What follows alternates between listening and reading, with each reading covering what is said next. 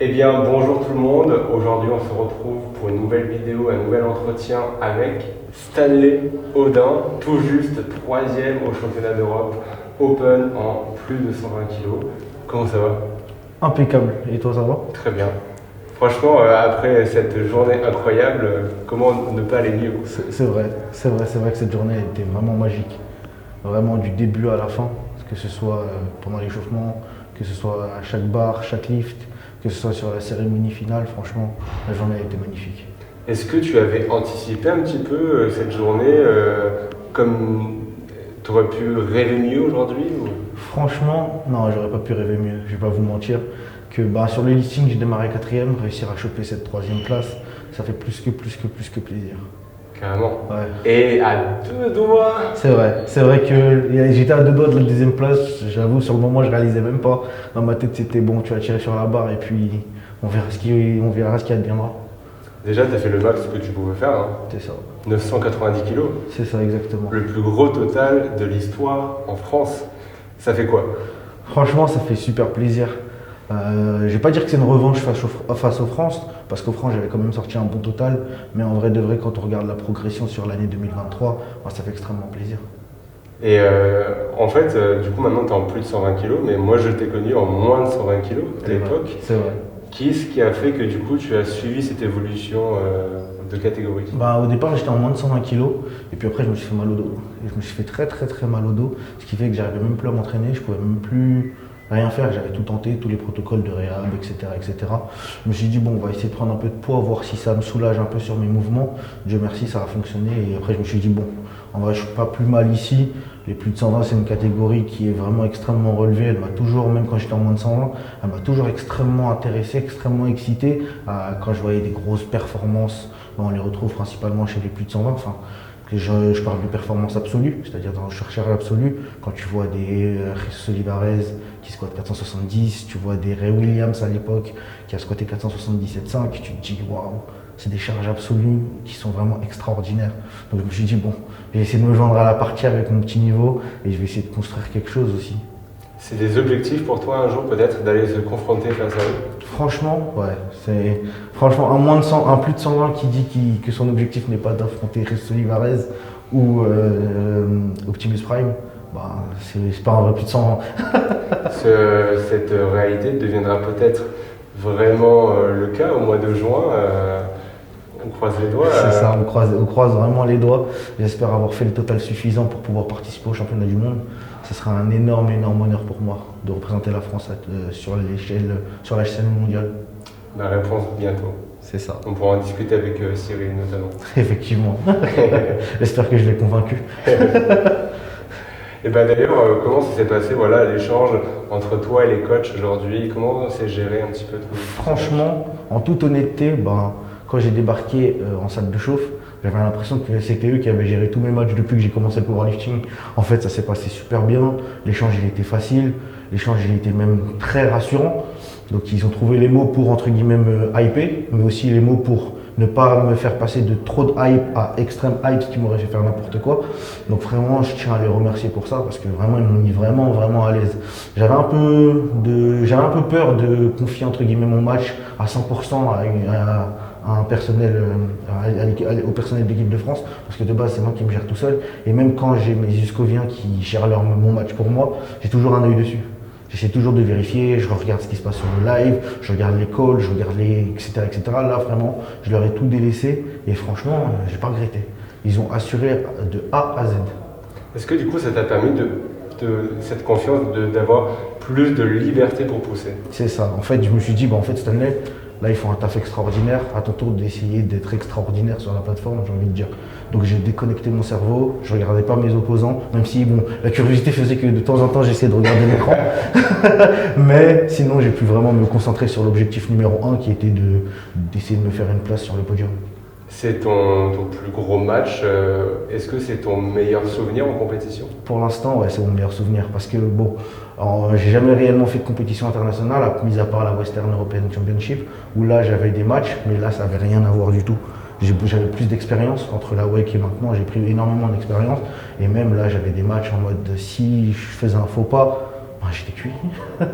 Donc en gros j'étais vraiment c'est un souvenir qui restera gravé à jamais. Parce que vraiment, j'ai kiffé être sur la plateforme. Et vraiment, je regrette pas du tout d'être venu et de m'être battu de A à Z. Là, en plus, au début du match, avant le début de la compétition, j'avais que 7,5 kg sur la 4e place. C'est ça. Qui s'est agrandi au fur et à mesure, parce que voilà, tu étais vraiment beaucoup plus fort aujourd'hui. Est-ce que ça t'a même permis d'accélérer entre guillemets sur la fin de compétition? C'est vrai que ouais, quand j'ai vu les totaux annoncés et que j'ai vu que le 4e, que j'étais plus proche du 4e que je ne l'étais du 2e, je me suis dit ah ouais, cette année aujourd'hui ça va être une bagarre pour garder ta place, pour garder cette 3e place. Donc sous chaque barre j'étais en train de me dire qu'il faut absolument pas que je rate, faut pas que je fasse de fautes techniques, faut pas que je fasse d'erreurs, faut que je me fasse confiance et que j'y aille à 200%. Et vraiment, j'ai été vraiment content d'avoir ce match. Ça m'a permis de réveiller un instinct, entre guillemets, un instinct animal en moi qui m'a permis d'aller au bout du bout. Et en plus, tu étais soutenu, tu avais un supporter dans le... Effectivement, je tiens à le remercier d'avoir fait le déplacement à Aurélien Standard, à Powergrain sur Instagram. Il a fait le déplacement avec moi, il était avec moi sur tous mes lifts. Encouragement, même par message, il m'envoyait des messages, il me disait t'as jamais été aussi bien sous chacune des barres, continue. Et franchement, ça fait plus que plaisir. Et je tiens aussi à remercier aussi ma famille Uskov parce qu'ils ont fait. J'ai vu sur Instagram qu'ils ont mis un petit écran, qu'ils ont mis du popcorn à manger et qu'ils se sont mis à me soutenir. Et vraiment, ça me fait super plaisir. Du coup, grosse ambiance quand tu vas revenir là. J'espère. il y a intérêt, j'ai envie de dire. Attention à la pression, les gars. Top, c'est justement un sport individuel, mais voilà, quand tu es soutenu, ça te permet de pousser plus fort. Effectivement, on a souvent tendance à dire que la force athlétique c'est un sport individuel, donc c'est toi qui vas sous tes barres, c'est toi qui te déplaces, c'est toi qui réussis ou qui rate tes essais, mais en vrai de vrai, le soutien qu'il y a autour, que ce soit par mes proches, donc ma famille Uskov, ou même par ma famille, ma vraie famille entre guillemets, donc mes parents, mes frères et sœurs, ça donne un boost. Tu te dis qu'en fait tu fais pas ça pour rien, tu te dis que tu as des gens qui sont avec toi, il faut pas les décevoir, il faut les rendre fiers. Alors, tu as le rôle d'athlète aujourd'hui. L'année dernière, tu as eu le rôle de coach à Sheffield avec Jade. Effectivement. Tu vas y retourner dans 2 mois. C'est ça. Est-ce que ça serait un objectif en tant qu'athlète? Sheffield, l'objectif en tant qu'athlète, je suis un peu loin, mais vraiment, ce serait l'objectif final, le but ultime de ma vie. Monter pour une fois sur la plateforme de Sheffield, ce serait extraordinaire. J'ai beaucoup de travail, j'ai même énormément de travail quand je regarde les têtes d'affiche et même quand je regarde ce qu'il faut faire pour être sélectionné. Mais ça reste dans un coin de ma tête. Très bien, nous prenons note, on retient cet extrait, on le ressortira au moment de Sheffield. Donc un sacré athlète que tu es, voilà, on te connaît du côté sportif, mais qui est Stanley Audin au quotidien? Qu'est-ce que tu fais dans la vie un petit peu? Donc je suis bénévole pour mon association Uskov, donc je suis trésorier. Donc j'essaie d'encadrer un maximum de jeunes de mon club, les faire découvrir entre guillemets la force athlétique, les faire adhérer à ce sport, les faire vraiment comprendre que c'est pas qu'un sport, que c'est aussi un style de vie. J'essaie de partager entre guillemets ma passion pour ce sport avec tous les nouveaux jeunes qui viennent à Uskov et ça fait plaisir parce que mon club commence à prendre un peu d'engouement, ce qui fait qu'il y a de plus en plus de personnes qui viennent s'entraîner avec entre guillemets la petite lueur que j'avais quand j'étais jeune parce que quand moi j'ai commencé la force, le sport il était nettement moins avancé qu'aujourd'hui, donc ça veut dire qu'il y avait nettement moins d'encadrement, ça veut dire que j'étais tout seul, donc j'étais dans mon fitness park, dans mon coin à faire mes petits mouvements et je me dis que j'ai envie que des jeunes ne fassent pas la même erreur. C'est pas vraiment une erreur vu qu'il n'y avait pas le matériel nécessaire, mais en gros qu'ils soient directement encadrés et qu'ils fassent ce que moi j'ai pas pu faire. Tu leur fais gagner du temps? C'est ça, j'essaie de leur faire gagner un maximum de temps, j'essaie de les conseiller, j'essaie de les coacher au mieux que je peux, j'essaie d'être le plus présent dans mon club. Et je suis content parce que je suis aussi bien entouré, ça veut dire que dans les membres du bureau, il y a Aurélien, celui qui a fait le trajet, qui lui aussi est extrêmement investi, il y a Ludo qui est extrêmement investi et ça fait extrêmement plaisir. À côté de ça, je suis actuellement en train de passer une formation avec la Fédération Française de Force, qui est le DGEPS HMFA, pour très bien. Devenir coach et officialiser mon travail de coach. Ok, donc après ce sera ton quotidien. C'est ça, j'espère pouvoir vivre de cette passion en fait. Et oui, du coup, de transmettre ce que tu as, du coup, Effectivement, appris. c'est ça exactement. Donc, très bien. Donc, plein de belles perspectives pour la suite. Et voilà, c'est quoi 2023 est terminé. Est-ce que tu peux faire un bilan de ce que tu as vécu cette année Alors 2023, franchement, ça a été un tournant dans ma carrière entre guillemets sportive parce que bon, ça avait commencé normalement en janvier, je devais faire la Pyrénées Cup. Malheureusement, à cause de soucis de santé, où j'ai été hospitalisé pendant un petit moment, j'ai pas pu participer. Après mon hospitalisation, j'ai perdu beaucoup de poids. J'étais redescendu à 125 kilos. Ah oui. Ouais. Du coup, je me suis dit, bon Stan, il faut que tu arrives à quand même te battre. Et je me rappelle, j'étais allé au challenge deadlift qui était à Montpellier. Et il y avait Alexis Opété que j'ai croisé là-bas, qui m'a dit que derrière la Pyrénées Cup, il y a un test match. Il y a la possibilité d'avoir un test match. Donc je me suis dit, bon, j'ai pas pu avoir l'opportunité d'aller à l'international, entre guillemets, début janvier. Du coup, j'ai travaillé à mort pour.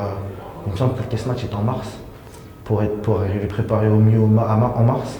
Malheureusement, le total effectué au test match n'a pas été suffisant. J'ai fait 900, mais bon, j'ai été extrêmement satisfait de pouvoir être revenu à un niveau comme ça. Donc l'objectif c'était les France derrière pour cette fois-ci décrocher cette qualification pour les championnats internationaux. Donc aux France j'ai réussi à faire du coup le total nécessaire pour au final être aujourd'hui ici. Du coup ça fait extrêmement plaisir, il y a eu une énorme avancée. Du coup maintenant j'espère pouvoir continuer et qu'en 2024 je puisse représenter la France à l'échelle mondiale.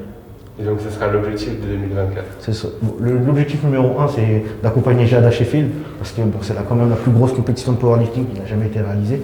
Et ensuite, le petit côté athlète, c'est d'essayer de représenter la France au mondiaux. Tu te rends compte, 990 kilos. Sofiane a passé donc la tonne en équipé il n'y a pas si longtemps que ça. Bon, maintenant, il a l'habitude de la réaliser. Tu es à 10 kilos officiellement en compétition de la passer. Ça va être l'objectif de 2024 peut-être. C'est ça, effectivement. Essayer de franchir ce cap de la tonne, ce serait vraiment extraordinaire. J'en parle depuis longtemps, mais au départ, c'était juste un rêve. Et maintenant, le fait de pouvoir toucher du bout des doigts ce rêve, ça me donne encore plus faim pour aller chercher cet objectif. Et rendez-vous du coup en 2024. C'est ça, rendez-vous en 2024. Merci. Est-ce que tu as un dernier mot à rajouter peut-être Encore des remerciements. Je remercie encore mon club, parce que vraiment, sans eux, en fait, sur les réseaux sociaux, on ne montre pas tout. Je montre pas tout le soutien qu'ils m'apportent. Et franchement, l'aide, que ce soit pendant ma préparation, je me suis fait mal au dos 3 semaines avant l'échéance. Ils étaient tous là à charger mes barres, à décharger mes barres. Ça paraît simple, mais c'est tellement dans une préparation. Charger mes barres, ils déchargeaient mes barres, ils m'aidaient à retirer mes genouillères, ils m'aidaient à mettre du talc, etc. Donc j'étais vraiment entouré d'eux et vraiment je leur remercie. Je leur serai éternellement reconnaissant. Très bien, merci à eux. Merci à eux. Merci à toi, Stanley, d'avoir accordé un petit peu de temps. Si jamais vous avez des questions à Stanley qu'on n'a pas forcément évoquées aujourd'hui, n'hésitez pas à les poser en commentaire. On se retrouve très vite sur des futures échéances. J'espère bien. À très bientôt. À très bientôt.